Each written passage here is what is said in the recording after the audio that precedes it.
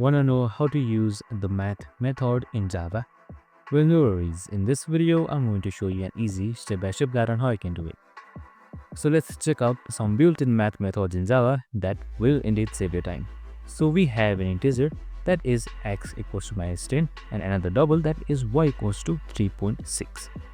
First, math.abs with parenthesis x gives us the absolute value. It turns negative into positive.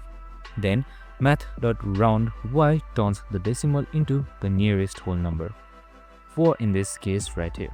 So finally, math.max with 5,9 returns the bigger number, and that is a 9 right here. So these methods are part of the math class, so we have also added no need to import anything.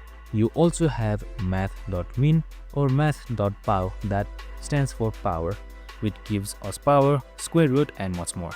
Use them whenever you're doing calculations. They're fast, clean and accurate. And that's it. Super simple and easy. You can just run it up to see the code. I hope this video helped. Here you go. The code has also been there. If it did, make sure to like, subscribe and tune in with us for more of these videos. See you in the next one.